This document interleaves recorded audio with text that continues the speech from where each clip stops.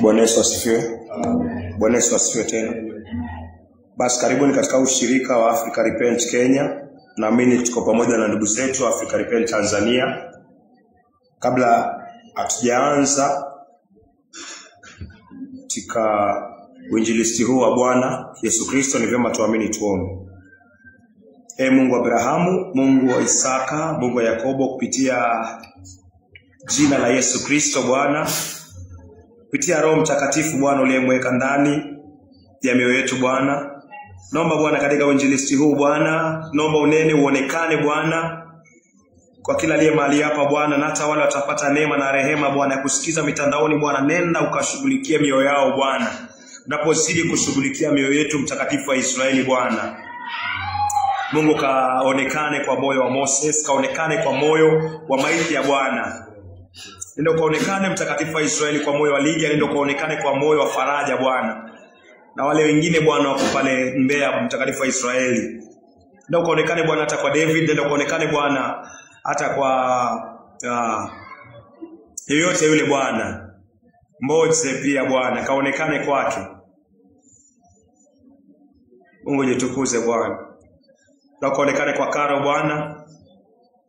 Na kaonekane Bwana katika Afrika nzima Bwana, na hata ulimwengu mzima Mtakatifu wa Israeli. Walio wako na wajua Bwana hawapotei. Nenda ukakutane nao Bwana. Nenda ukawaongeleshe Bwana katika sermon hii Bwana kuhusiana na jina la Yesu Kristo Bwana, lenye mamlaka Bwana, lenye nguvu, lenye uwezo Bwana. Mungu nenda ukanene Bwana. Mungu tunaalika Roho yako Mtakatifu akanene, wanadamu asionekane. Mungu tunaalika uwepo wako na nguvu zako Bwana mahali hapa, ili Bwana pale kuchukua mskani katika ukamilifu Bwana, na ukatunyenyekeze. Mwenye dhambi yote Bwana ambaye uko mahali katika ushirika huu Bwana, na watu wale ambao yuko nje Bwana, ambaye jina lake alikutajwa unalijua Bwana, nenda ukakutane nao Bwana. Na kwa jina la Yesu Kristo Bwana tumeomba na tukiamini. Amen. So huu ujumbe ni mamlaka ya jina la Yesu Kristo. Mamlaka ndani ya jina la Yesu Kristo. Mamlaka ndani ya jina la Yesu Kristo. Naweza kusoma kitabu cha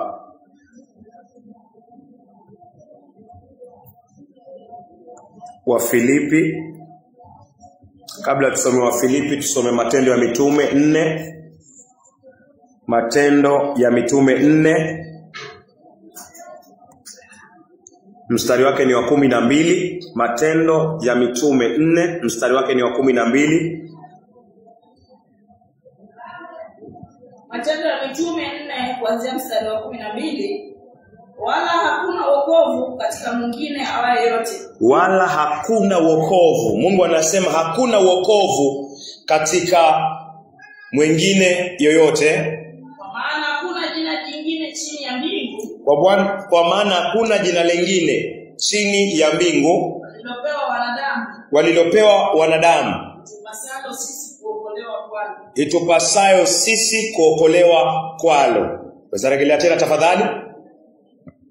Wala hakuna wokovu katika mwingine awaye yote. Mungu anasema hakuna wokovu kwa mwingine yoyote. Hakuna wokovu kwa mwingine yoyote. Kwa maana hakuna jina jingine chini ya mbingu. Kwa maana hakuna jina jingine chini ya mbingu. Inamaanisha hapa duniani hakuna jina lingine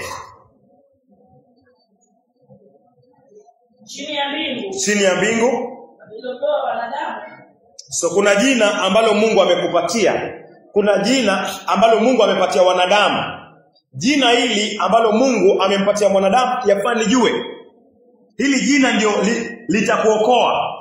Hii ndio kazi ya huyo ambaye anamiliki hili jina. Utakapoiamini ndio itakuokoa. So Mungu anasema wanadamu wamepewa jina. So kama wanadamu hawataokoka ni kwa sababu either wanapenda uovu wao, either hawajapata ufunuo wa hili jina na kuona mamlaka ambayo yako ndani ya hilo jina. Mungu anasema kuna jina nimewapatia ili muokolewe. Kuna jina nimewapatia ili uokolewe katika dhambi ya Adam na hata katika matendo maovu, maasi katika amri ya Mungu.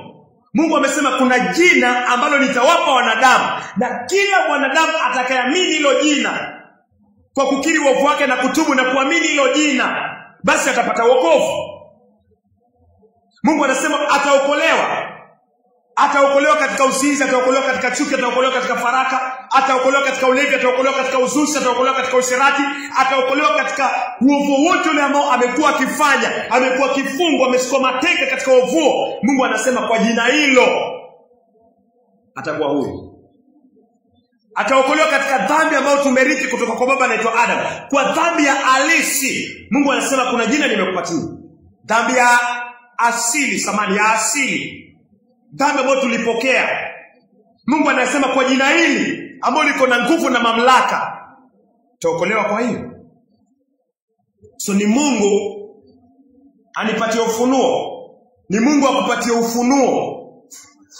Na ili akupatie ufunuo mpaka posta ya moyo wako. Ni nini ambayo bado umebana kwa moyo? Hautaliona hili jina, hautaona mamlaka yaliyondani hili jina. So lazima moyo wako uwe wazi. Uwe wazi. Ndio Mungu akupatie ufunuo, akupatie understanding, si ya akili, lakini ya kiroho, kuelewa, ufahamu, sio kiakili lakini ya kimoyo. Akupatie macho uone ukuu, uone mamlaka yamewekwa katika hili jina la Yesu Kristo. Uone penye Mungu anasema jina ni hili. Jina ni hili la Yesu Kristo. Sarejelea tena tafadhali. Wala hakuna wokovu katika mwingine awaye yoyote. Wala hakuna wokovu. Kwa maana hakuna jina jingine chini ya mbingu. Walilopewa wanadamu. Litupasalo sisi kuokolewa kwalo. Salvation is found in no one else. For there is no other name under heaven. Given to mankind. By which we must be saved. So tunaokolewa kupitia jina la nani? Mstari wa 10. Ijulikane kwenu nyote na kwamba. Matendo ya Mitume 4 mstari wa 10 ni jina gani hili? Ijulikane kwenu nyote. Na kwamba watu wote wa Israeli kwamba. Ya kwamba watu wote wa Israeli ni kwa jina la Yesu Kristo. Wa Nazareti. Kwa jina la Yesu Kristo wa Nazareti. Ambaye nyinyi mlimsulubisha. Lakini Mungu akamfufua kutoka kwa wafu. Kwa jina hilo la Yesu Kristo wa Nazareti. Mtu huyu anasimama mbele yenu akiwa mzima kabisa. So ni jina gani alikuwa anatumia? Ni jina la Yesu Kristo. Jina la Yesu Kristo ndio mwanadamu amepewa.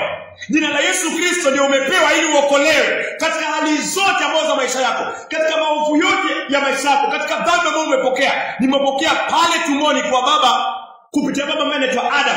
Mungu amesema kuna jina la Yesu Kristo nimekupatia hilo ili uliamini upate kuokolewa kutoka katika hivyo vifungo. Mtu alikuwa atembei, alitoka kwa tumbo la mamake akiwa atembei.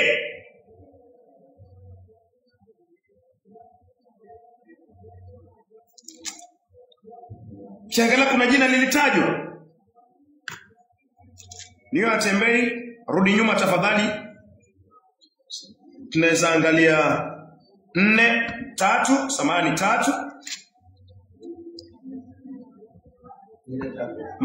Matendo ya Mitume 3.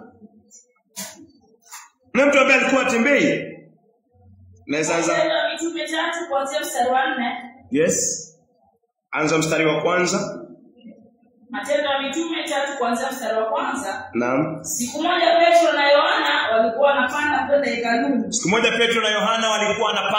hekaluni. Kusali yapata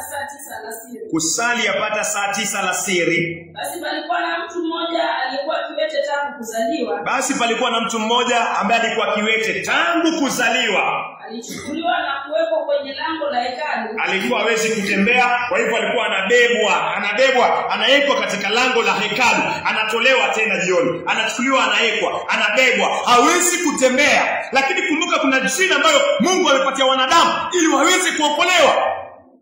Hawezi kutembea, atatembea vipi? Endelea. Alichukuliwa na kuwekwa kwenye lango la hekalu liitwalo Zuri. Alichukuliwa na kuweka katika lango la hekalu liitwalo Zuri. Kila siku ili aombe msaada kwa watu wanaoingia hekaluni. Kila siku aliyekwa, kila siku ili aombe msaada wa fedha. Huyu mtu alipowaona Petro na Yohana. Wakikaribia kuingia hekaluni. Akawaomba wampe sadaka. Huyu mtu akawaomba wampe sadaka kama desturi yake. Kazi yake ni kuomba. Lakini ajui kwamba kuna jina ambalo Mungu amempatia huyu kiwete toka tumboni. Kuna jina Mungu amempatia ili aokolewe katika hiyo hali yake. So mtu amekuwa akikaa hajui kwamba kuna jina ambalo yeye alipewa. So inataka imani kwa hilo jina atembee. So miaka yake yote amekuwa akiomba hapo. Kwa nini amekuwa akiomba hapo? Ni kwa sababu hajawahi kutambua haki ambayo Mungu amempatia juu yake. So unaweza kuwa mtumwa wa dhambi, mtumwa wa maovu, kwa sababu kuna kitu ambacho hujajua. Kuna jina ambalo haujajua kwamba hilo jina umepewa ili ufunguliwe katika hicho kifungo. Then utakuwa mtumwa miaka yote kama hujajua hiyo kweli. Utakuwa mtumwa miaka yote. Ndio huyo mtu anabebwa, anaekwa, anachukuliwa, mazoea yake mpaka amezoea. Si kwa maovu mengine ambayo yamekuwa kifungo kwako, kama matusi, kama uzinzi, usherati, ulevi, pombe, sigara. Hayo yote yamekuwa tu mazoea kiasi kwamba katika maisha yako imekuwa kama life cycle, imekuwa pattern. Unasema acha nikatoe loko. Unaona hawezi kutoka kwa sababu ni kifungo. Chuki, dhambi ambayo tumerithi kutoka kwa baba anaitwa Adamu. Hiyo yote unaona, mimi nimeumbwa hivi, wazazi wangu walikuwa hivyo, basi hii tabia yangu. Hicho ni kifungo. Kuna jina umepewa, jina la Yesu Kristo, ili utolewe katika hicho kifungo. Huyu alikuwa juu ya haki yake. Lakini alikuwa amepewa haki ya jina la Yesu Kristo. Nisarejelea mstari wa 4. Wakamkazia macho, kisha Petro akamwambia, tutazame sisi. Hivyo yule mtu akawatazama. Yule mlemavu akawatazama, akitazamia kupata kitu kutoka kwao. Ndani ya moyo wake anatarajia kupata pesa. Anatarajia pesa, kitu kidogo kabisa. Yuko short sighted. Yaani anaona padogo sana. Hii inaweza kukufanya mimi na wewe tuwe tumepewa vitu vikubwa na Mungu zaidi, lakini tunaja kwa Mungu tukiomba vitu vidogo kabisa. Ni kwa sababu jina umepewa ni kubwa zaidi ya hiyo fedha ambayo unaitarajia. Unaweza kuwa umebanwa katika maisha maovu, dhambi, unaona mpaka Mungu akinisaidia tu nikiacha hii tabia moja hii. Mungu anataka kuachisha tabia zote na Kristo ingie ndani akuokoe. Amen. Uishi maisha ambayo Yesu aliishi. Amen. Si niache hii tabia kidogo. Yesu anataka kufanya kazi full katika ukamilifu.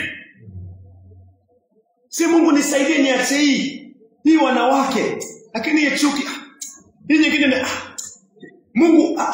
Mungu anataka kufanya yote kabisa. Amen. Kutoa dhambi ambayo tunirithi kutoka kwa baba anaitwa Adam, na kutoa makosa ambayo mimi na wewe tumefanya kwa kuvunja amri zake. Asiandike kwa moyo wako na moyo wangu, simeandikwa na jekapo kwa kiatu, siandikwe. Alafu achukue roho wake aje aishi hapo ndani yako na kutembeze katika nyayo za Yesu Kristo. Hiyo ndio Mungu anataka kufanya. Na kwa moyo wako funguke kabisa. Uone ni jina gani Mungu amekupatia. Lina nguvu na lina mamlaka ya kufanya hiyo kazi yote ambayo Mungu amehubiri. Endelea tafadhali. Ndipo Petro akamwambia, sina fedha wala dhahabu. Petro alimwambia dhahabu sina na fedha pia sina, lakini nilicho nacho ndicho nikupacho. Lakini kile ambacho Petro yuko nacho, kile ambacho Petro yuko nacho, kwa jina la Yesu Kristo wa Nazareti, kwa jina la Yesu Kristo wa Nazareti, tembea. Amen. Petro alimwambia sina fedha, sina dhahabu, lakini niko na jina la Yesu Kristo.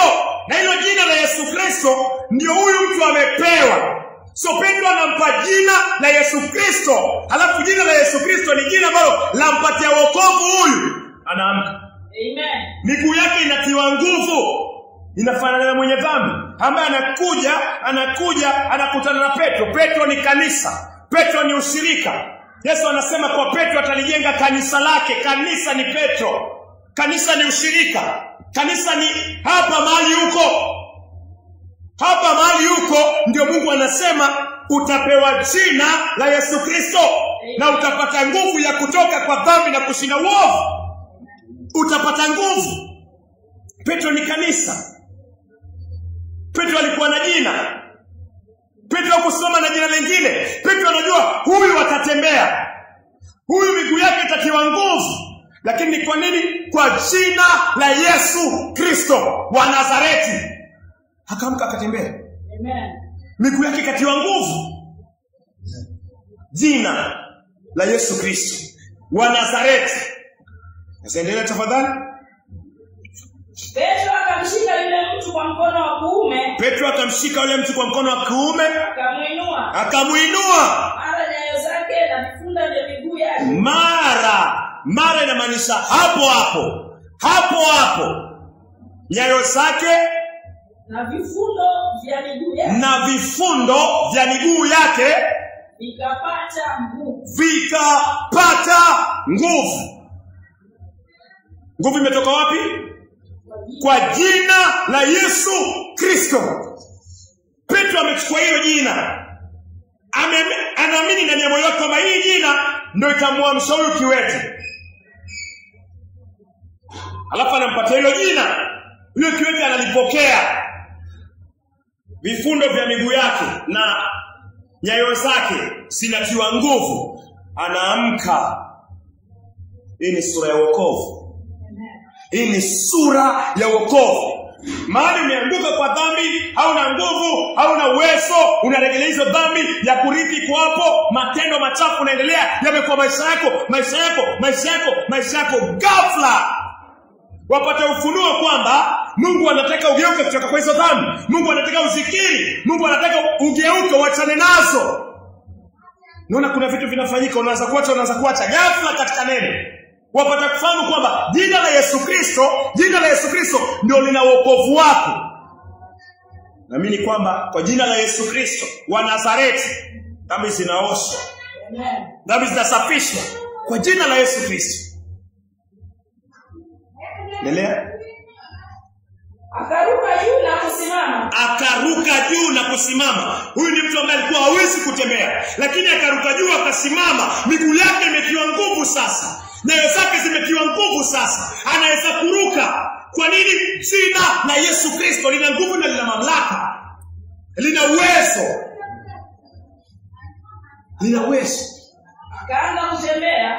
Akaanza kutembea. Kisha akaingia hekaluni pamoja na Petro na Yohana.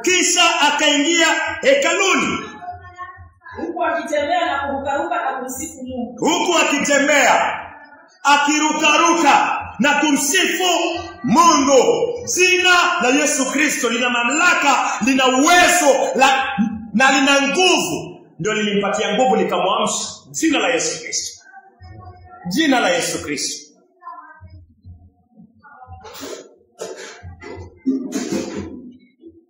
So natumai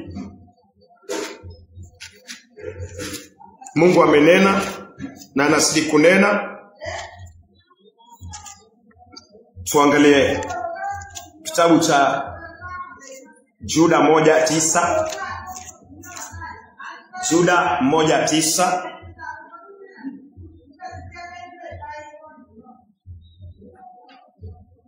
Lakini hata malaika mkuu Mikaeli alipokuwa anashindana na Ibilisi. Lakini hata malaika mkuu Mikaeli alipokuwa akishindana na Ibilisi juu ya mwili wa Musa, hakuthubutu kumlaumu, bali Mikaeli alimwambia Ibilisi, Bwana na akukemee. Mikaeli alisimama akamwambia Ibilisi. Ibilisi ameshikilia mwili wa Musa. Sawa sawa. Ameshikilia mwili wa Musa. Wanavutana. Ibilisi anataka mwili wa Musa. Anautaka. Musa alikosa. Yes, Musa alikosa. Anatumia hilo neno kusimama kudai mwili wa nani? Wa Musa. Mikaeli anamwambia nini? Bwana na akukemee. Bwana, Biblia kimombe imeandikwa Lord. Capital ya kwanza, zingine zote ni ndogo. Herufi ya kwanza ni L ambayo ni capital. Lakini hizo zingine ni ndogo. Ikisema Lord inamaanisha Yesu. Ukiona zote zimeandikwa kwa capital, yani herufi kubwa zote, inamaanisha Mungu. So ukiona Lord inamaanisha Yesu akukemea Ibilisi. So Ibilisi anazuia mwili wa Musa. Mikaeli ni malaika wa vita, amekutana na Ibilisi. Mikaeli wajua hakuna neno lolote atalisema kinyume na Ibilisi. Anajua maneno yake hayana nguvu. Anajua silaha zake hazina nguvu. Lakini Mikaeli anaweka imani yake kwa jina la Yesu Kristo. Maana anajua hili jina la Yesu Kristo ndio lina nguvu ya kumshinda shetani bila kung'ang'ana. Bila kung'ang'ana. Mikaeli anajua Mikaeli kuna nguvu. Malaika mmoja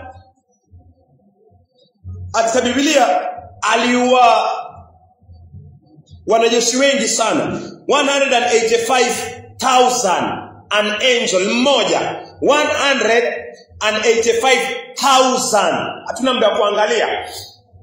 Malaika mmoja. So Mikaeli, huyu ni malaika tu. Mikaeli yuko juu zaidi ya huyu malaika. Sawa sawa. Ina maana Mikaeli kwa uwezo wa Mungu anaweza kuangamiza ulimwengu mzima. Mikaeli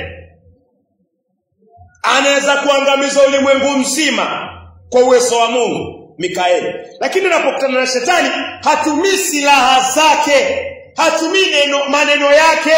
Mikaeli imani yake iko kwa jina la Yesu Kristo wa Nazareti. Licha kuwa kuna mamlaka, iko na nguvu, anaweza haribu ulimwengu mzima kabisa. Kwa usiku mmoja anaweza haribu kwa uwezo wa Mungu.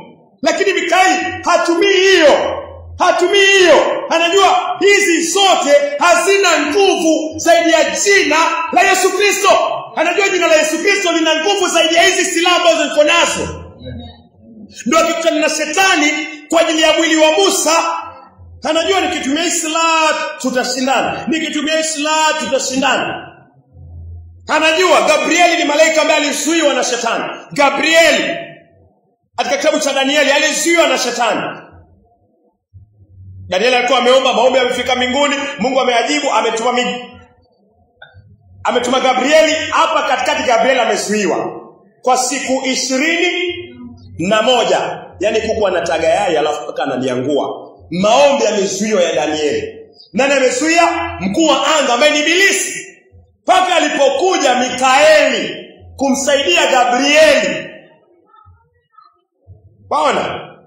So Mikaeli anajua huyu mtu tutasumbuana naye, na sina muda wa kusumbuana naye, ndio nitamshinda. Lakini anaona kuna jina hapa la Yesu Kristo lina nguvu zaidi ya silaha zozote zile. Anatumia hiyo jina.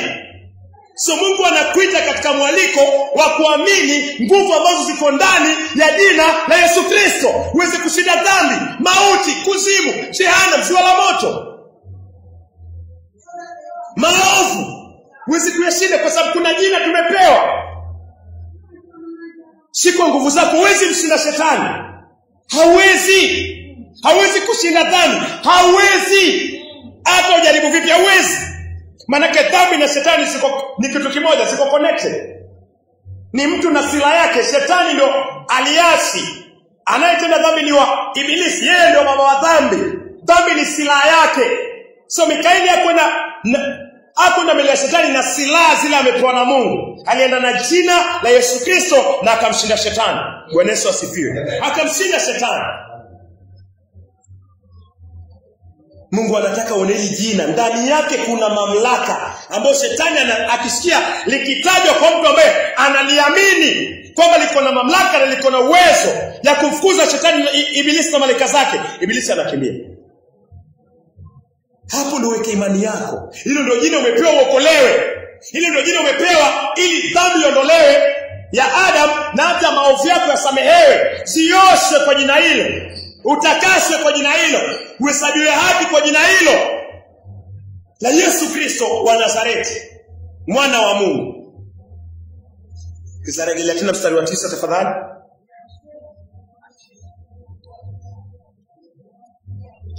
Kitabu cha Yuda 1 mstari wa 9, lakini hata malaika mkuu Mikaeli alipokuwa anashindana na Ibilisi. Lakini hata malaika mkuu Mikaeli alipokuwa anashindana na Ibilisi juu ya mwili wa Musa, hakuthubutu kumlaumu Ibilisi. Bali alimwambia Ibilisi, Bwana Yesu wa Nazareti, Yesu Kristo wa Nazareti akukemee. Anamchukua Yesu, waelewa?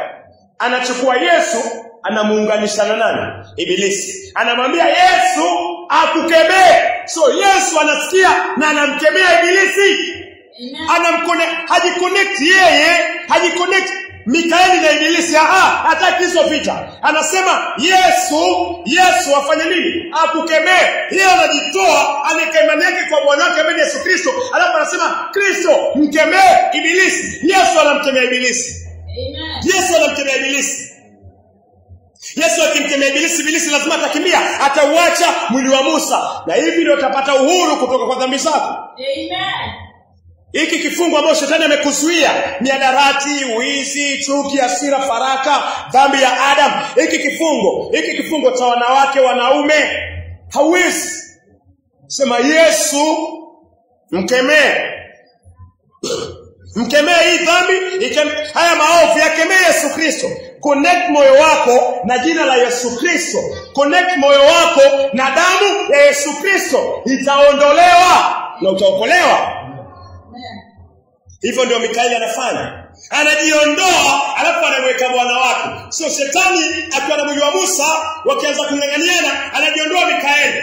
Anasema Yesu akukemee. Yesu direct anamkemea shetani. Amen. Hivyo ndio afanye ushughulikie uovu wako.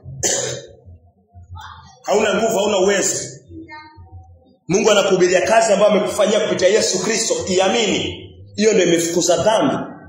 Hiyo ndio itafukuza mwenye dhambi ambaye ni Ibilisi, shetani. So kiangalia Yesu akukemee, kweli Yesu alimkemea shetani kwa sababu Yesu ni mkuu zaidi ya Mikaeli. Mathayo 4 mstari wa 10.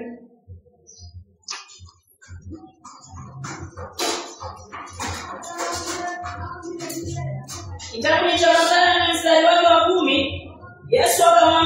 Yesu anamwambia nani? Ibilisi. Ondoka mbele yangu shetani. Yesu anamwambia Ibilisi, ondoka. Yesu anamwambia Ibilisi, ondoka mbele yangu shetani. Kwa maana imeandikwa, mwabudu Bwana Mungu wako na umtumikie yeye peke yake. Unafanya Yesu anamkemea shetani. Mikaeli anajua penye Yesu anamkemea shetani. Anamwambia tu shetani, ondoka. Na shetani anaondoka. Ezaregelea tena tafadhali. Hiyo ndio njia ambayo Yesu akikutana na shetani alikuwa anamwambia tu ondoka, na shetani anaondoka. Shetani akiondoka dhambi inaondoka. Shetani akiondoka uzinzi unaondoka. Shetani akiondoka dhambi ya Adamu inaondoka. Shetani akikemewa na Yesu Kristo kila kitu kinaondoka, unakuwa huru. Musa anakuwa huru, anakuwa kwa mikono ya Mikaeli. Kwa nini? Yesu anajua venye anamkemea shetani. Mikaeli anajua yakimkemea wanaweza shindana, lakini anajua Yesu akimkemea ibilisi ataondoka na atapata mwili wa Musa. Hivyo ndio Mungu ana rescue soul yako, ana rescue soul yangu, anaokoa nafsi yako. Na Mungu anataka uwe mwerevu. Uwe mwerevu. Dhambi uiwezi, maovu yawezi. Mungu anataka uwe mwerevu, yakiri na uwe hutaki connection yote katika moyo wako. Kutubu ni kugeuka na kuacha. Na sasa uwe mwerevu kupitia maandiko kwamba huyu shetani simuwezi, lakini kuna jina nimepewa, kuna damu nimepewa. Ile siri ambayo Mikaeli alitumia, licha kwa Mikaeli iko juu zaidi yako na yangu, nataka nitumie mkondo huo huo. Kazi ya Yesu Kristo ndio inaondoa shetani. Amen. Amen. Uiamini kwa moyo, uikubali kwa moyo, na usonge mbele nayo. Maana usipoamini hiyo hautawahi kuokoka. Hautawahi kuokoka. Hakuna siku utawahi kuokoka usipoamini jina na damu la Yesu Kristo. Maana hiyo ndio silaha tumepewa. Mikaeli ametumia kumfukuza shetani na kufukuza dhambi. Shetani ikifukuzwa, dhambi imefukuzwa. Na utafukuzaje dhambi? Si kwa kuregelea maombi, si kwa kuwekwa mkono, si kwa kung'ang'ana kujaribu kuifukuza, haiwezekani. Unaifukuza dhambi kwa kusalimisha moyo wako kwa jina la Yesu Kristo, kwa kusalimisha moyo wako kwa kazi ya Yesu Kristo ambayo amekufanyia kwa damu yake mwenyewe. Hapo ndo dhambi inaisha, shetani afukuzwa, na unakuwa huru, na unakuwa na ujasiri kwamba damu ya Yesu Kristo imeniosha, jina la Yesu Kristo limeniokoa, na naamini na hauna shaka. Mamlaka ndani ya jina la Yesu Kristo. So Mikaeli anajua venye Yesu anamkemea shetani. Na pia tukiangalia mbinguni, si mara ya kwanza Mikaeli kukutana na shetani. Walikutana wakati wa Danieli, wanakutana hapa katika Jude, kitabu cha Jude, wanakutana na shetani wakingangania mwili wa Musa. Walianza kukutana huko mbinguni. So Mikaeli anajua akikutana na shetani hatumii nguvu yake. Mikaeli anajua. Acha tuangalie kitabu cha Ufunuo. Ufunuo 12, unaweza soma mstari wa 7, naweza kuanza 7. Kitabu cha Ufunuo 12 mstari wake wa 7. Basi palikuwa na vita mbinguni. Mikaeli na malaika zake wakapigana na hilo joka. Mikaeli na malaika zake wakapigana na lile joka. Nalo joka pamoja na malaika zake likapigana nao. Nalo joka pamoja na malaika zake wakapigana nao. Lakini joka na malaika zake wakashindwa. Lakini joka na malaika zake, malaika ni mapepo. Malaika walioasi, walioanguka, fallen angels ni mapepo.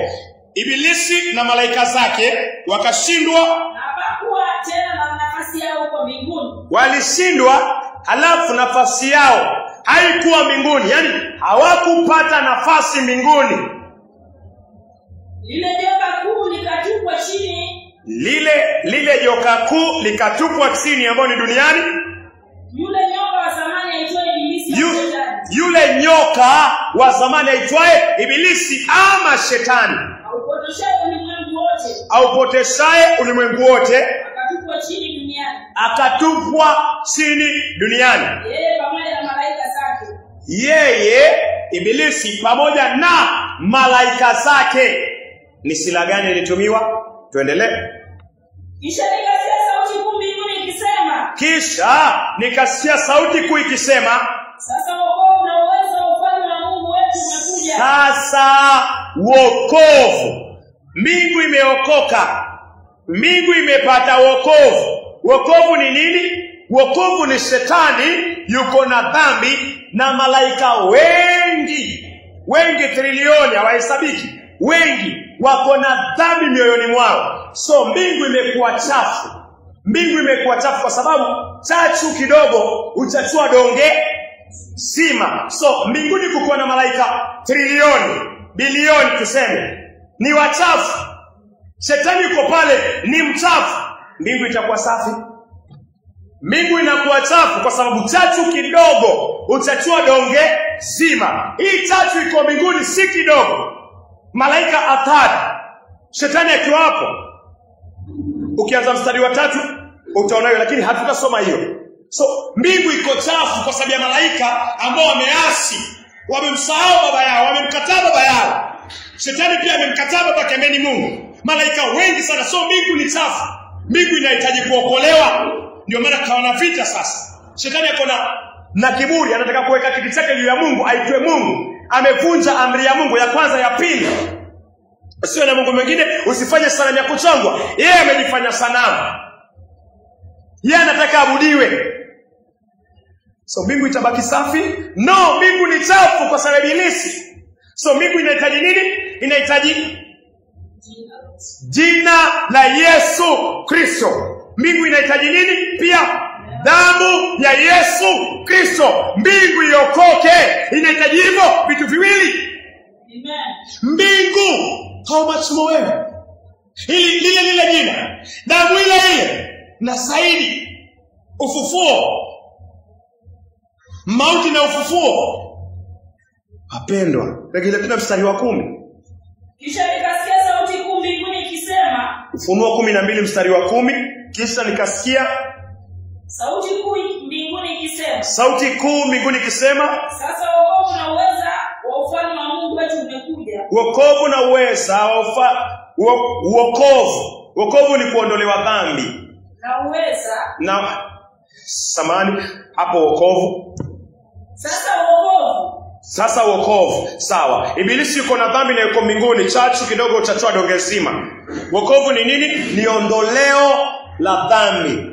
Waelewa? Wokovu ni dhambi inafaa fanya nini? Iondolewe. Na mbinguni ibilisi yuko na dhambi, malaika wengi wako na dhambi. So mbingu inahitaji ondoleo la dhambi.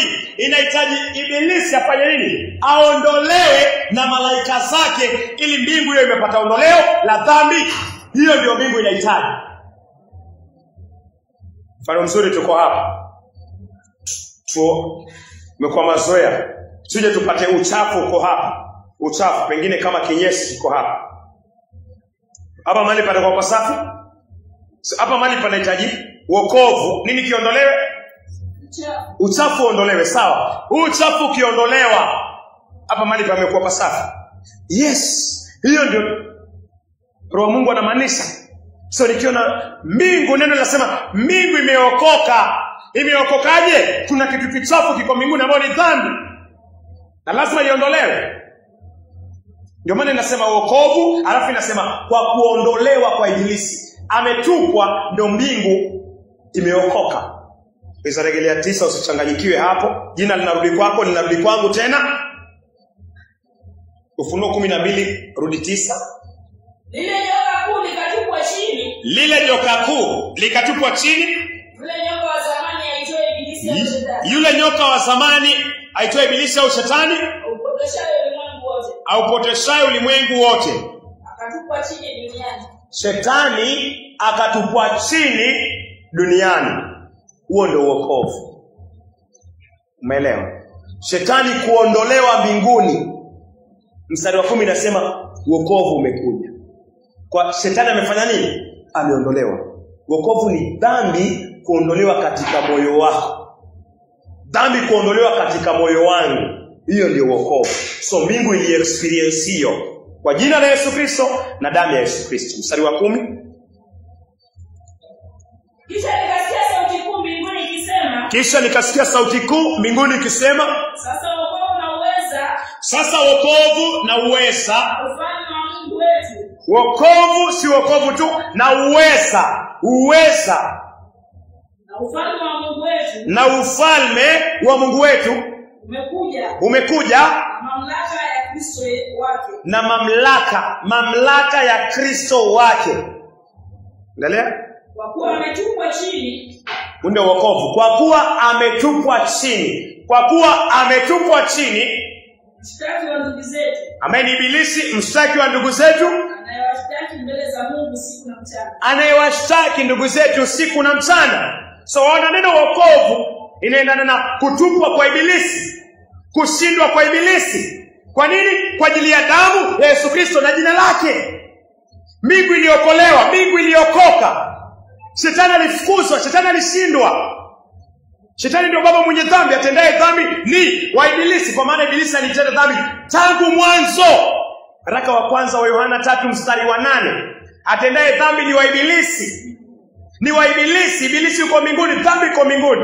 Akashindwa kwa jina la Yesu Kristo na damu ya Yesu Kristo. Mbingu ikaokolewa kwa sababu ibilisi ametupwa, dhambi imetupwa. Jina la Yesu Kristo na damu yake.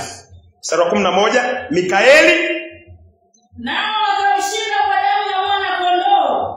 Mikaeli, kumbuka, ndio alikuwa anapigana na shetani. Mstari wa 7 tumesoma Mikaeli na malaika zake. So Mikaeli na malaika zake wakamshinda ibilisi, wakaishinda dhambi kwa damu ya mwana kondoo. Kwa damu ya mwana kondoo. Na kwa neno la ushuhuda wao. Na kwa neno, kwa makini, kwa neno la ushuhuda wao. Mikaeli akipigana na ibilisi. Alipokutana na ibilisi kwa na mwili wa Musa, alitumia jina la nani? Yesu Kristo. So neno la ushuhuda si neno lao. Venye mtu anaweza eleza ushuhuda wake. Niliishi, nikakutana na huyu, nikambariki, nikamsaidia, alafu neno la ushuhuda ni neno lao la imani kwa Yesu Kristo. Venye wanamwamini Yesu, venye wanaamini damu ya Yesu Kristo. Hiyo ndio neno liko ndani ya moyo wao la ushuhuda ya kwamba ibilisi, kwa hii damu ambayo tumeiamini, tutakushinda. Hiyo ndio neno la ushuhuda maiki. Neno la ushuhuda ni kwamba kwa jina la Yesu Kristo, kwa damu ya Yesu Kristo, nina imani ibilisi nikamshinda. Hilo ndio neno la ushuhuda. So Mikaeli akikutana na ibilisi mbinguni wakipigana na malaika zake, maandiko anasema ndani ya mioyo yao kulikuwa na neno la ushuhuda. Neno la ushuhuda ni wale malaika walikuwa na Mikaeli, walikuwa na imani. Mikaeli alikuwa na imani kwamba kwa damu ya Yesu Kristo, kwa jina la Yesu Kristo, ibilisi tunakuendea na tutakushinda. Hilo ndio neno la ushuhuda. Na wakashinda. Na hilo ndio Mungu anataka uwe nalo. Neno la ushuhuda kwa damu ya Yesu Kristo. Hiyo ndio inakupatia wokovu. Neno la ushuhuda kwa jina la Yesu Kristo. Hiyo ndio inakupatia wokovu. Uone kwamba ni jina umepewa uokolewe, na hakuna jina lingine ambalo utaokolewa nalo isipokuwa hilo jina tu la Yesu Kristo. Hiyo ndio jina ambalo nafaa niokoke kupitia hilo jina, na nikisikia kazi ambayo Mungu ananisomea niamini nimeokolewa kwa jina hilo na damu hiyo. Hiyo ndio neno la ushuhuda na ndio wokovu. Hiyo ndio limeweka chini shetani. Mikaeli anatumia hilo jina. Walimshinda ibilisi shetani kwa damu. Rejelea tena 11. Nao wakamshinda kwa damu ya mwana kondoo. Nao wakamshinda ibilisi kwa damu ya mwana kondoo. Kwa neno la ushuhuda wao. Na kwa neno la ushuhuda wao. Wala wao hawakuyapenda maisha yao hata kufa. Wala hao hawakuyapenda maisha yao hata kufa.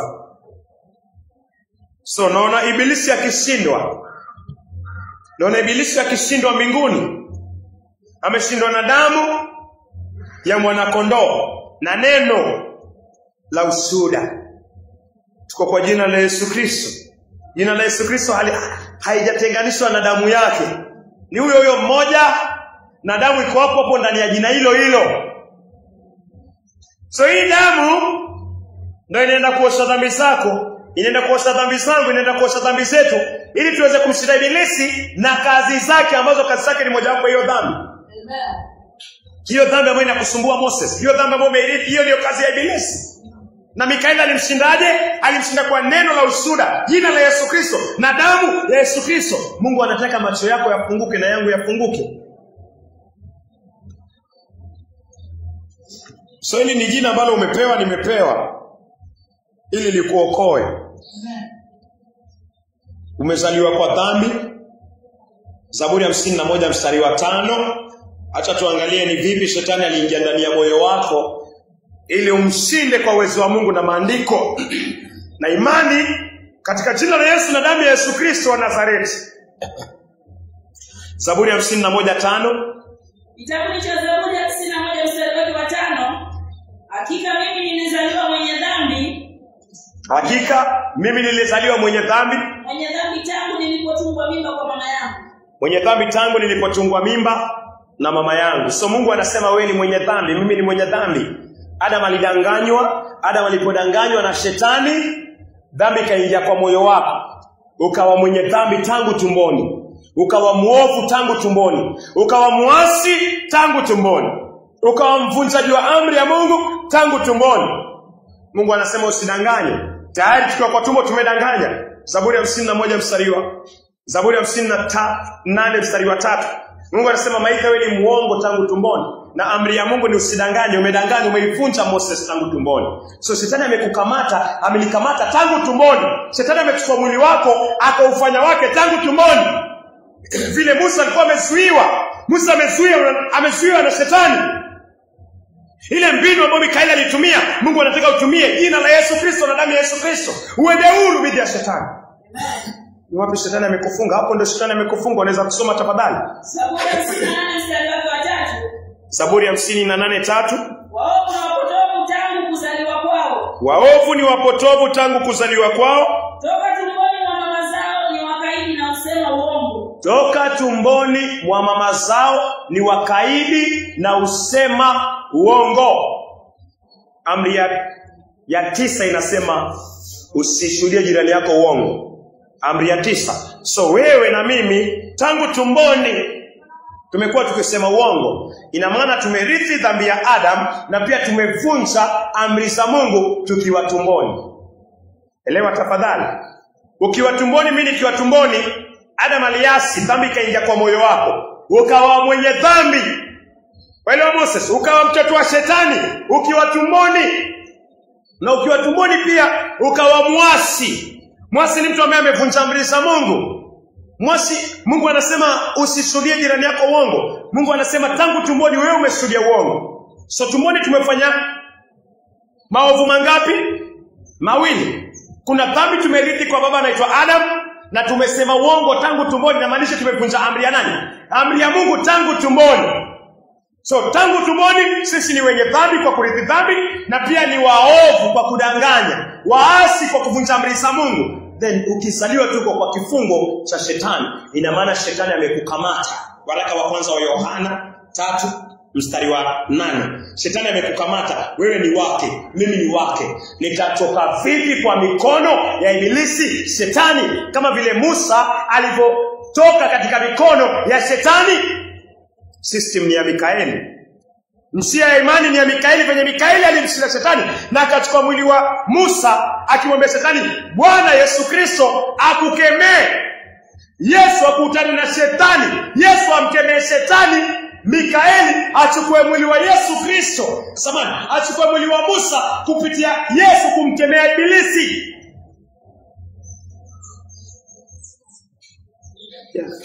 Dhambi imekukamata, shetani amekukamata. Wewe ni mtoto wa shetani, mimi ni mtoto wa shetani tukizaliwa. Mtatokaje katika hii mikono ya shetani? Tarejelea tena. Mikaeli alisimama na shetani wakipigana kwa ajili ya mwili wa nani? Wa Musa. Shetani ameushika. Sawa, anaudai. Huenda Mikaeli pia ameushika na anaudai. Sawa. So Mikaeli anajua nguvu zake ni chache akilinganisha na jina la nani? Yesu Kristo. Anajiondoa, sisemi anachamui, lakini anajiondoa kwa kiroho. Alafu anasema Yesu sasa anamconnect Yesu direct na nani? Na shetani. So vita vinakuwa ni Yesu na shetani. Alafu tumeona venye Yesu anamkemea shetani. Anambia ondoka hapa ibilisi. Na shetani anafanya nini? Anaondoka. So Mikaeli anabaki na mwili wa nani? Wa Musa. Mikaeli anapata ushindi. Mimi na wewe tukizaliwa na watoto wa shetani. Shetani ametukamata. Aidha kwa uzinzi, kwa ulevi, kwa pombe, kwa chuki, kwa hasira, kwa faraka. Chochote kile kiovu umezuiwa hapo. Paka ile dhambi ya Adam umezuiwa. Utashindaje huyu shetani? Hiyo ndio njia tunaitafuta hapa kwa uwezo wa Mungu. Tunaiangalia na Mungu akufunulie. Kwa kujiondoa, sawa, na kuweka imani yako yote kwa jina la Yesu Kristo na damu ya Yesu Kristo, ili dhambi iliyokuja na shetani ioshwe, iondolewe, na shetani katika maisha yako na yangu ashindwe. Hiyo ndio connection. Ni wewe kuweka imani yako kwa damu ya Yesu Kristo Moses. Ni mimi kuweka imani yangu kwa jina la Yesu Kristo. Shetani atashindwa, dhambi itashindwa. Ndio hivyo. Waraka wa kwanza wa Yohana 3:8. Yeye atendaye dhambi ni wa ibilisi. Mpaka hapa. Sasa maisha tangu tumboni sisi ni wa nani? Ibilisi. Ina maana maisha hauoni lakini uoni Moses. Ibilisi amekushikilia hivi na anasema wewe ni wake. So unang'ang'ana, anakuangalia tu. Hauwezi. Ndio maana maisha yanakuwa hivi. Lakini kuna siri yule ambaye alimshinda ibilisi. Kuna jina umepewa, kuna damu umepewa. Kuna damu ambayo Mikaeli alitumia. Heka imani yako hapo. Umesoma A peke yake? Yeye atendaye dhambi ni wa ibilisi. Unaweza shuka 10. Soma A peke yake, alafu some 10. Tutarejea hapo hapo. Yeye atendaye dhambi ni wa ibilisi 10. Kwa jinsi tunaweza kujua dhahiri watoto wa Mungu pia watoto wa ibilisi. Kwa jinsi tunaweza jua watoto wa Mungu na watoto wa ibilisi. Watoto wa ibilisi ni wale wanatenda dhambi. Mtoto wa ibilisi ni mtu ambaye anaogelea, yuko na dhambi ya Adam, alafu anaogelea katika maovu. Utampata kwa usherati, utamkosa kwa chuki. Utampata kwa utoaji wa mimba, utamkosa kwa matusi. Utampata kwa kutokuheshimu wazazi, utampata pia kwa ulevi, utampata kwa maisha ya anasa. Huyu ni mtoto wa ibilisi, na ibilisi amemzuia kama vile alikuwa amezuia mwili wa nani? Wa Musa. Na huyu mtoto hana nguvu ya kutoka. Lazima ajiondoe, alafu aeke imani yake kwa damu ya Yesu Kristo, ili Yesu Kristo aweze kukemea hilo dhambi na aweze kuosha hilo dhambi na kumkemea ibilisi, aondoke katika vifungo vya ibilisi. Imani kwa Yesu Kristo. Imani kwa damu ya Yesu Kristo. Imani kwa ile kazi. Elewa. Imani kwa ile kazi ambayo Yesu alikufanyia. Hiyo ndio inakupatia wokovu maipia. Moses, Faraja, Lydia. So ibilisi na watoto. Sawa. So nimejiona ni mateka, umejiona ni mateka. Mathayo, jina tumepewa. Mathayo 1:21. Mathayo 1:21. Naye atamzaa mwana. Mariamu atamzaa mwana. Nawe utamuita jina lake Yesu. Nawe utamuita. Kwa nini Yesu anazaliwa? Yesu anavaa mwili aje duniani, aje kumshinda shetani. Haumwezi shetani Moses, umwezi shetani Maithia, hatumwezi shetani, simwezi shetani. Mikaeli hakumshinda shetani kwa nguvu zake. Alitumia jina la Yesu Kristo na damu ya Yesu Kristo. Yesu anavaa mwili. Aje kufanya nini? Aje kuharibu kazi ya shetani katika moyo wako na moyo wangu, twende huru. Yesu anakuja kumpiga shetani. Yesu anakuja kumshinda shetani kwa niaba yako. Ukiona Yesu anakuja duniani, usione ni ukawaida. Jua ni wewe uko kwa kifungo cha shetani na mimi, na tuwezi kutoka. Tunamhitaji Yesu aje atuokoe. Savior. Weza isoma?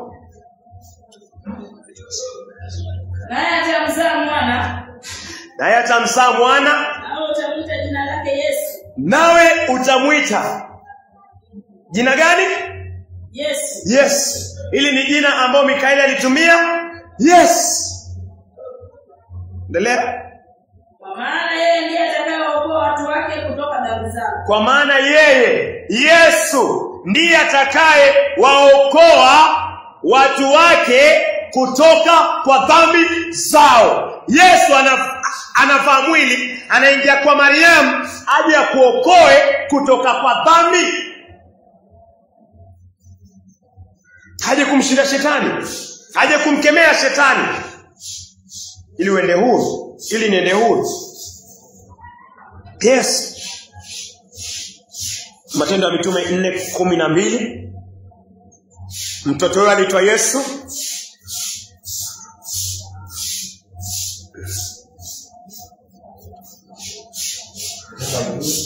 Matendo ya Mitume 4:12. Wala hakuna wokovu katika mwingine awaye yoyote.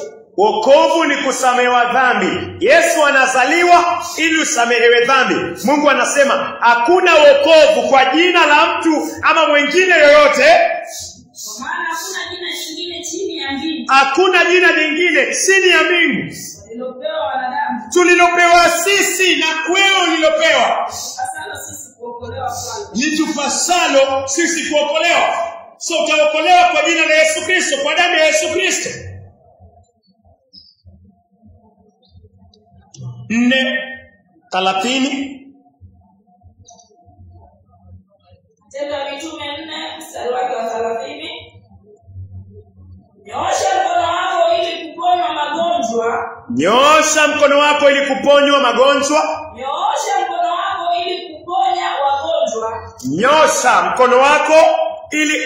mkono wako ili kuponya wagonjwa. Na kutenda ishara. Miujiza. Kwa jina la mwanao mtakatifu Yesu. Kwa jina la mwanao mtakatifu Yesu. Amen. Ishara. Wokovu ni ishara. Wokovu ni miujiza. Wokovu ni miujiza. Mungu anasema kwa jina la Yesu Kristo hiyo miujiza itafanyika. Utakapokuwa unasikia ile kazi ambayo jina Yesu amekufanyia, utakapokuwa unasikia miujiza itafanyika. Kwa nini? Ili jina la Yesu Kristo miujiza inafanyika. Rejelea tena tafadhali. Nyosha mkono wako ili kuponya wagonjwa na kutenda ishara.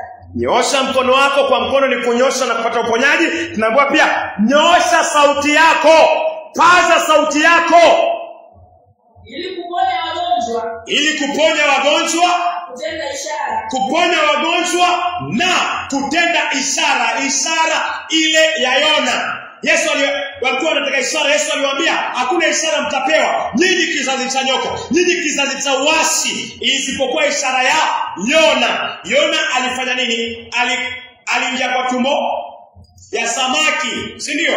Akashuka chini ya bahari, siku ya 3 akatapikwa. Ni ishara ya kufa kwa Yesu Kristo, kuzikwa kwa Yesu Kristo na kufufuka kwa Yesu Kristo. Ni ishara ya wokovu. Mungu anasema katika wokovu ni ishara, na ishara ambayo Mungu anasema itafanyika kwako, itafanyika kwangu, itafanyika kwa ulimwengu mzima ni kupitia jina la Yesu Kristo. Ishara ya wokovu. Endelea. Ianze tena. Nyosha mkono wako ili kuponya wagonjwa na kutenda ishara na miujiza kwa jina la mwanao mtakatifu Yesu. Miujiza, ishara. Miujiza, ishara. Miujiza na ishara kwa jina la mwanao mtakatifu Yesu. Hilo ndio jina unaokolewa nalo. Hilo ndio jina unaokolewa nalo. Amen. Hilo ndio jina unaokolewa nalo. Walipokwisha kuomba, mahali walikuwa wamekutanika, pakatikiswa. Wote wakajazwa na Roho Mtakatifu. Wakanena neno la Mungu kwa ujasiri. Wakanena neno la Mungu kwa ujasiri. So neno hilo ndio neno ambalo liko na wokovu ndani. Unaposikia neno linapohubiriwa kuhusiana na Yesu Kristo, ile kazi amefanya, ndani yake ndio kuna wokovu. Mungu anataka goti lako liko chini. Goti lako liko chini sahihi. alafu ukiri mbele za Mungu kutoka kwa moyo wako, ile kazi Mungu atakuonyesha Yesu amekufanyia, na uiamini katika moyo wako, na huo ndio wokovu. Kiangalia kitabu cha Wafilipi 2:10, kuweka goti chini inaweza maanisha njia mbili. Inaweza maanisha katika njia ya mwili, venye nimeweka magoti chini, njia ya mwili, lakini pia njia ya moyo. Kuweka goti chini ni njia ya kunyenyekea. Waelewa? So moyo wako unyenyekeze. Moyo wako unyenyekeze katika jina la Yesu na damu ya Yesu Kristo. Alafu kukiri inatoka kwa moyo. Mungu akuonyeshe damu ya Yesu Kristo ilikufanya nini na jina lake lilikufanyia nini. Uende huru. Naweza soma Wafilipi 2:10, weka moyo wako chini kwa jina la Yesu Kristo. Ili kwa jina la Yesu. Ili kwa jina la Yesu. Kila goti lipigwe. Kila goti lipigwe. Na vitu vya mbinguni. Na vitu vya mbinguni. Na vya duniani. Na vya duniani. Na vya chini ya nchi. Na vya chini ya nchi. Mungu anasema kila goti lipigwe. Kila goti lipigwe. Hii inamaanisha nini? Kila goti lipigwe? Ina maana siongei kuhusiana na magoti ya mwili, licha kwa Mungu anaongea pia kuhusiana na magoti ya mwili kama vile nimepiga magoti, lakini Mungu anamaanisha moyo wako usuke sasa chini ili umwite Yesu Kristo Bwana kwa ile kazi ambayo Mungu atakuonyesha kwa maandiko sahihi. Nisuke nikubaliane na ile kazi ambayo Yesu amefanya. Nisuke, nisijiangalie niangalie ile damu. Lazima usuke chini uangalie damu ya Yesu Kristo. Lazima nikubaliane, lazima niamini, lazima utrust kwa damu ya Yesu Kristo na jina lake. Umeniamini ndio ninakupeleka paradiso, na uko na ujasiri ukifa leo unaingia paradiso kwa sababu ya damu ya Yesu Kristo na jina lake.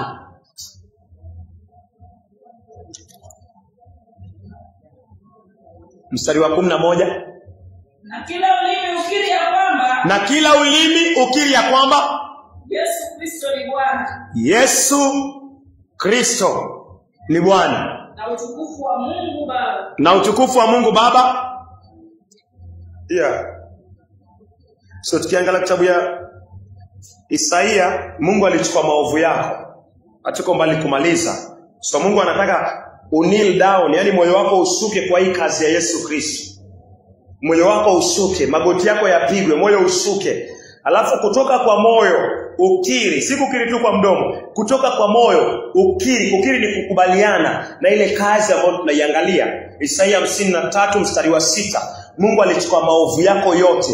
Yesu ashazaliwa, akaweka kwa Yesu Kristo. So Mungu anataka uamini hiyo. Yesu ndio ile sadaka ambayo Mungu alikutolea kwa ajili ya dhambi zako. Yohana 3:16. Kwa maana jinsi hii Mungu aliupenda ulimwengu. Mungu aliupenda. Ulimwengu ni wewe, ulimwengu ni mimi. Mungu alikupenda hata akamtoa mwanawe kipekee. Hata akamtoa. Huyu ndio mwenye damu, huyu ndio mwenye jina, huyu ndio anamkemea shetani, huyu ndio anakemea maovu na dhambi zinakimbia. Huyu ndio Mungu alimtoa. Huyo ndio Mungu alimtoa. Mwana wake wa kipekee ili kila mtu amwaminie. Kila mtu atakayemwamini huyo Bwana asipotee, bali awe na uzima wa milele. Dhambi ishindwe, shetani ashindwe, jehanamu ishindwe, mauti ashindwe, ziwa la moto lishindwe kwa kumwamini Yesu Kristo, ile kazi amekufanyia. Si jina tu hapa kwa ufahamu, ni ile kazi alikufanyia ije kwa ufahamu wa moyo wako, uiamini. Ile kazi amekufanya ni kazi gani? Isaia 53:6. Sisi sote kama kondoo tumepotea. Kila mmoja wetu, Mungu anasema kila mmoja wetu, mimi nimegeukia, wewe umegeukia. Hatuko kwa njia ya Mungu ambaye ni Yesu Kristo. Tumegeukia njia yetu sote. Naye Bwana aliweka juu yake maovu yetu sisi sote. Licha ya kuwa huko kwa njia ya Bwana, Mungu akaja akachukua maovu yako na yangu yote. Moses yote Mungu akachukua akaweka kwa Yesu Kristo. Huyu ndo anamkimbiza shetani, huyu ndo anamshinda shetani, huyu ndo anashinda dhambi, huyu ndo anashinda mauti, huyu ndo anashinda maovu, yeye ndo anashinda ziwa la moto. Dhambi zako hauziwezi, Mungu akazichukua. Maovu yako hauyawezi, mimi siyawezi. Mungu akayachukua akayaweka kwa Yesu ambaye anayaweza. Amen. Akaweka kwa Yesu Kristo. So wewe yaeke kwa Yesu Kristo kwa kuamini. Mungu aliyatoa akaweka kwa Yesu Kristo. Yes. Uamboge be container, hauwezi. Mambo ile lazima utaibeba. Mungu aje hii container aiweke kwa Yesu. Bado utaamini uamboge be container?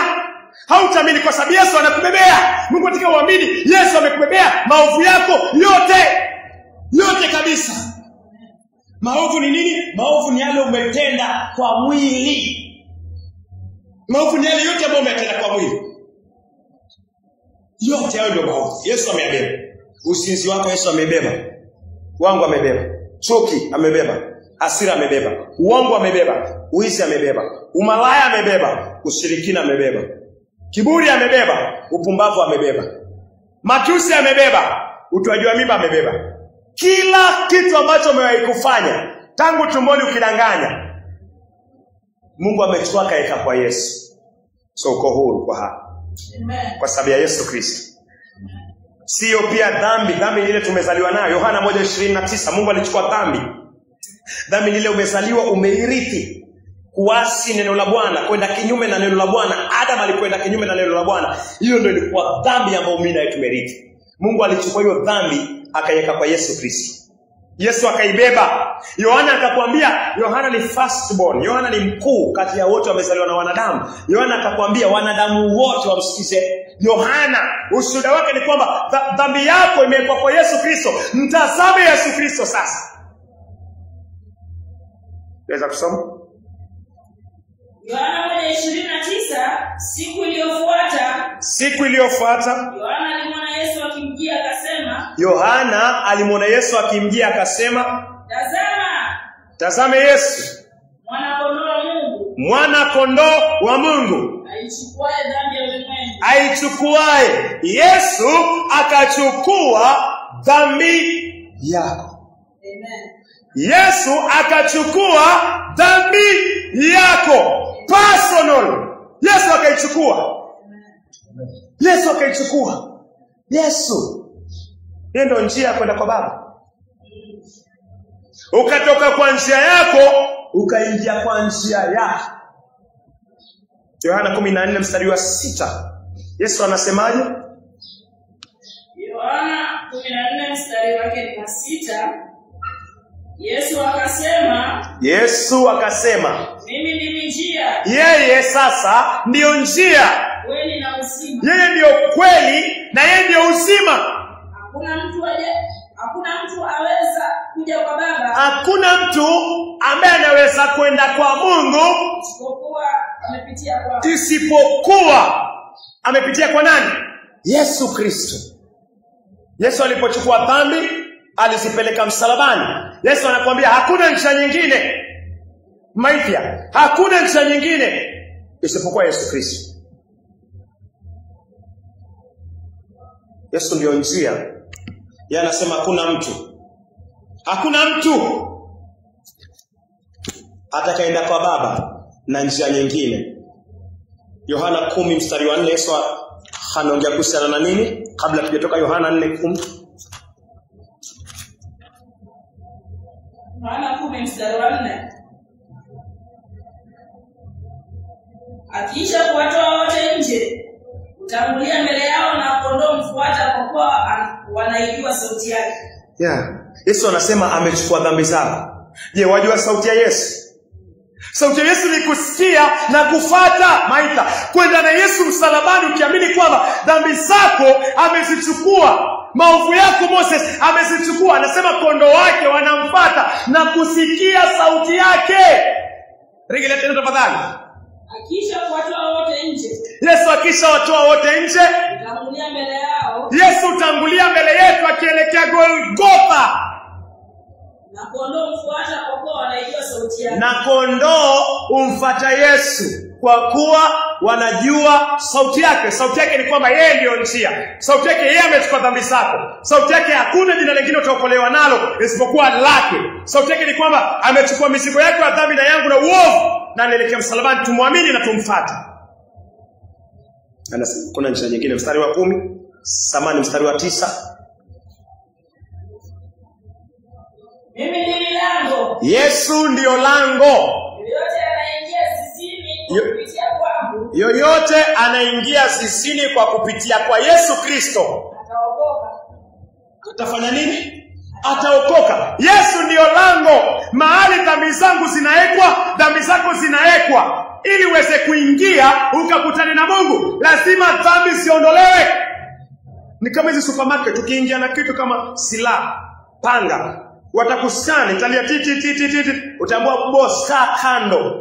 Watatoa ile panga, watakwambia kama tuyakuingia huku ndani, lazima panga ibaki wapi? Ibaki hapa mlangoni. Hata kuruhusu nje na panga. Yesu anasema yeye ndio mlango wa kuingia mbinguni, yeye ndio mlango wa kuingia paradiso, yeye ndio mlango wa kuingia kwa Baba. Na tuko na dhambi, tuko na vile puzi. Uko na vile puzi. Yesu anakuambia lete mizigo yako kwake.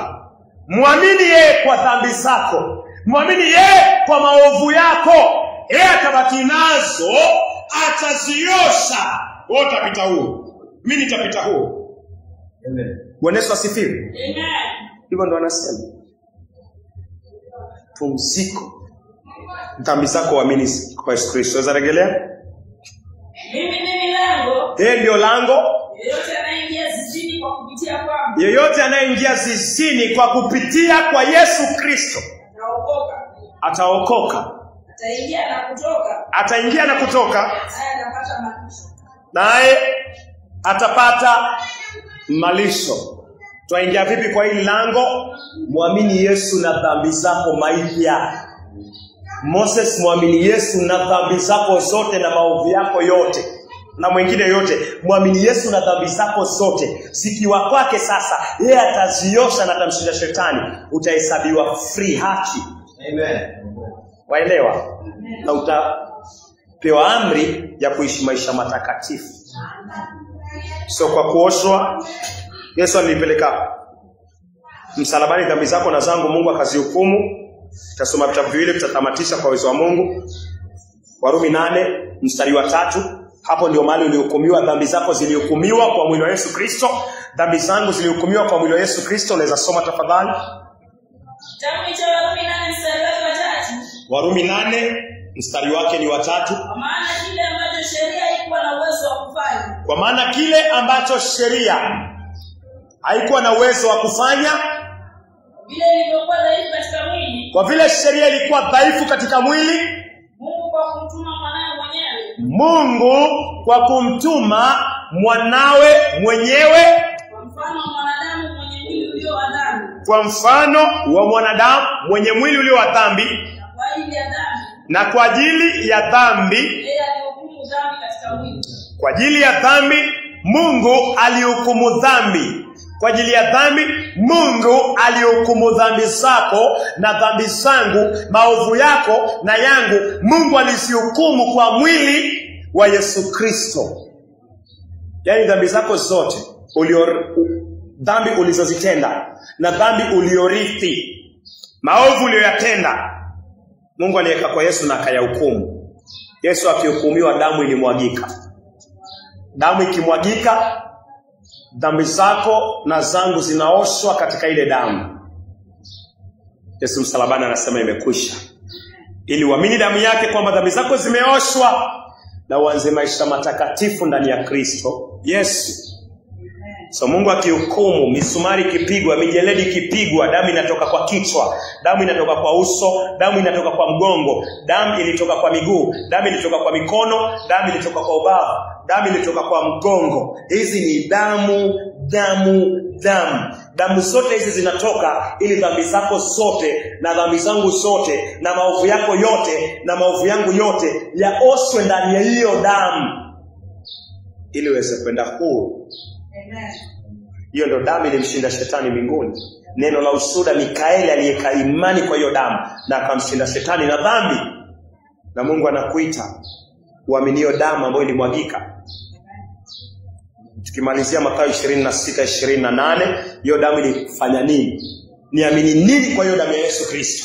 Nikubaliane na nini katika hiyo damu ya Yesu Kristo? Ili hata leo mwili wako ukiachana na nafsi, uko na assurance na uhakika kwa damu ya Yesu Kristo kwamba kwa hiyo damu ya Yesu Kristo, Yesu ni mwamba ulio imara, mwamba ulio salama. Yaani unaondoka duniani ukiamini kwamba kwa damu ya Yesu Kristo waenda mbinguni, ukaa katika kifua cha Abrahamu. Hiyo ndio imani Mungu anataka uwe nayo. Niwe nayo damu. Damu ilimfukuza shetani kutoka wapi kuja wapi? Elewa hii. Damu ilimfukuza shetani kutoka wapi kuja wapi? Yes. Shetani alikuwa na nini ndani? Dhambi. So dhambi ilitolewa mbinguni ikaletwa duniani. Dhambi ilitolewa mbinguni ikaletwa duniani. Kupitia nini? Damu ya Yesu Kristo na neno la ushuhuda. Yes. Sasa angalia kile kitu Mungu anakuambia. Duniani uko na dhambi. So lazima iende vice versa. Lazima dhambi itolewe ndio uende wapi?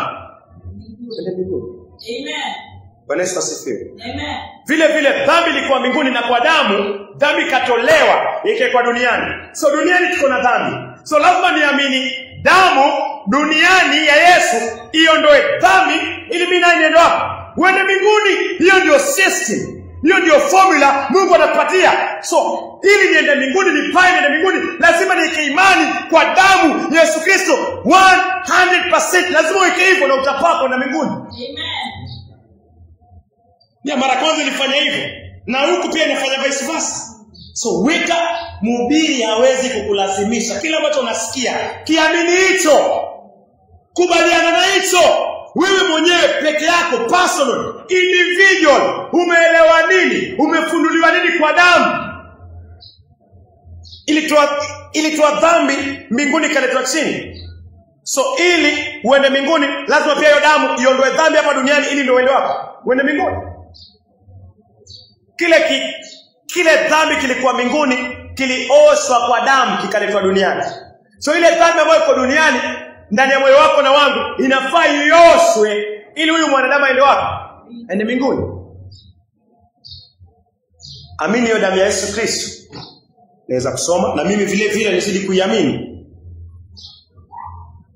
Mathayo 26:28. Naam. Hii ndio damu yangu ya agano. Yesu anasema hii ndio damu yangu ya agano. Kwa ajili ya wengi. Yesu anasema hii ndio damu yangu ya agano. Hii ndio damu ilimshinda ibilisi. Hiyo damu hiyo ndio inamwagika kwa ajili yako maisha, kwa ajili yako lije, kwa ajili yako faraja, kwa ajili yako wewe ambaye unasikiza mafundisho haya, kwa ajili yako Moses. Damu hiyo ambayo ilimshinda ibilisi na malaika zake, ndio Yesu anasema inaenda kumwagika ili hii ndio damu yangu ya agano. Hii ndio damu yangu ya agano. Imwagikayo kwa ajili ya wengi. Imwagikayo kwa ajili ya wengi. Ondoleo la dhambi. Ili upate ondoleo la dhambi. Amen. Kwa damu hiyo. Amen. Hivyo ndio Mungu anasema. Yesu anasema hivi. Damu imemshinda shetani. Yesu anasema sasa hii damu yake inaenda kumwagika. Ishinde dhambi. Uiamini dhambi yako iondolewe. Amen. Yesu anasema hivi. Tuamini tuombe. Mungu wa Abrahamu, wa Isaka na Yakobo, sifa na utukufu ni zako Bwana.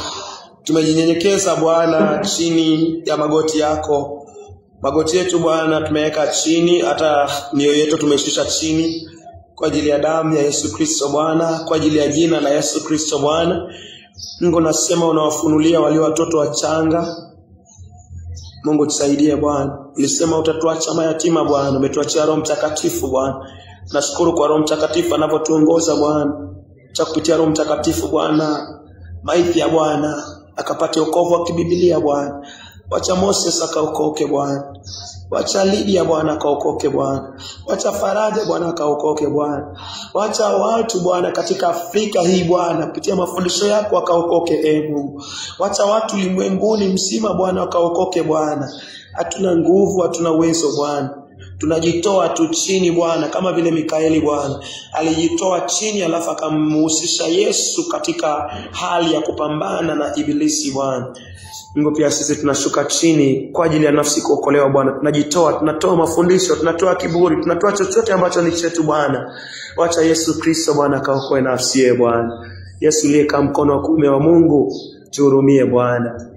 Neno lako umelipanda, wacha Bwana wewe mwenyewe ukalikuze. Na ukilikuza Bwana, tutakurejesha sifa na utukufu siku zote milele daima Bwana. Kumbuka kila jina katika kitabu cha uzima wako Bwana. Saidie Yesu Kristo. Tuhurumie Yesu Kristo.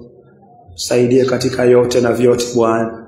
Hatumwezi ibilisi Bwana. Tufundishe jinsi Mikaeli alivyomshinda, ili sisi pia Bwana tutumie mbinu hiyo hiyo Bwana kupitia neno lako Bwana, kwa kujitoa na kuamini jina lako na kuamini damu yako Bwana. Ndio ukajitukuze Bwana. Yala tujaomba Bwana, naomba muombezi wetu ni Kristo Yesu azidi kutuombea kupitia Roho Mtakatifu, kwa jina la Yesu tumeomba tukiamini. Amen. Sema neema. May the grace of our Lord Jesus Christ and the love of God and the fellowship of the Holy Spirit be with us now and forevermore. Amen. Sema Baba yetu, Father what in heaven, hallowed be your name. Your kingdom come, your will be done on earth as it is in heaven. Give us this day our daily bread, and forgive us our sins as we forgive those who sin against us. Lead us not into temptations, but deliver us from the evil one. For thine is the kingdom, the power, and the glory are yours forever and ever. Amen. Sante Yesu.